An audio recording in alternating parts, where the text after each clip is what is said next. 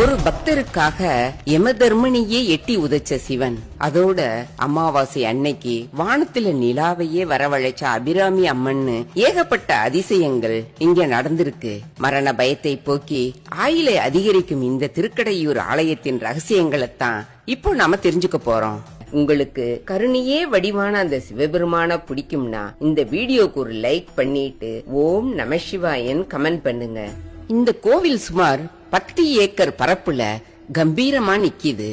இங்க உயரமான 2 கோபுரங்கள் இருக்கு. 10ஆம் 11ஆம் நூற்றாண்டுகளைச் சேர்ந்த சோழர் காலத்திய கல்வெட்டுக்களும் இங்க கிடைச்சிருக்கு. இந்த கல்வெட்டுக்கள் கோவிலோட பழமையையும் வரலாற்று சிறப்பையும் நமக்கு உணர்த்துது. அது மட்டும் இல்லாம இந்த கோவில்ல கால தீர்த்தம், மார்க்கண்டேய தீர்த்தம், அமிர்த புஷ்கரணின்னு 3 புனித தீர்த்தங்கள் இருக்கு. ஒவ்வொன்னுக்கும் ஒரு தனித்துவமான மகத்துவம் இருக்கு. இந்த ஆலயம் ஏன் இவ்வளவு முக்கியமானது? இங்க நடந்த அந்த 2 பெரிய கதைகள் என்ன? இது எல்லாம் தான் இப்போ நான் உங்களுக்கு சொல்ல போறேன்.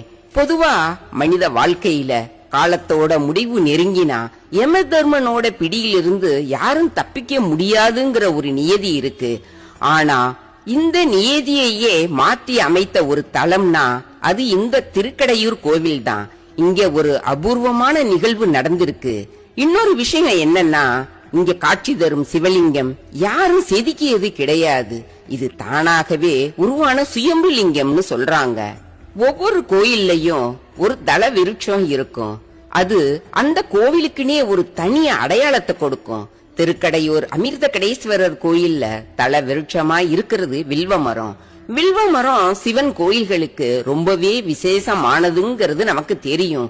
ஆனா இங்க இருக்கிற வில்வ மரத்துக்கு ஒரு தனி சிறப்பு இருக்கு. மார்க்கண்டேயன் சிவனை வேண்டி தவம் செஞ்சப்போ இந்த வில்வ மரத்தடியில தான் தவம் செஞ்சதா சொல்றாங்க. அதனால இங்க வில்வ இலைகளை அர்ப்பணிச்சு சிவனை வணங்குறதுக்கு தனி மகத்துவம் இருக்கு. இந்த வில்வ மரத்தை சுத்தி வர்றது, சிவனுக்கு உகந்த வில்வ இலைகளால அர்ச்சனை செய்யறது நமக்கு மன அமைதியையும் சகல சௌபாகியங்களையும் கொடுக்கும்னு நம்புறாங்க.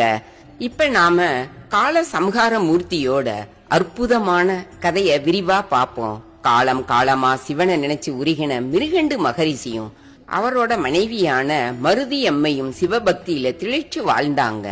ஆனா அவங்க மனசுல ஒரு குறை இருந்துச்சு. குழந்தை பாக்கியம் இல்லாம தவிச்சுக்கிட்டு இருந்தாங்க. கடைசியில பல காலம் சிவனை வேண்டி தவம் இருந்த பிறகு அவங்களோட பக்திக்கு மனசு உருகின சிவன் நேர்ல வந்து அவங்களுக்கு காட்சி கொடுத்தாரு. அவங்களோட அளவு கடந்த பக்திய பார்த்து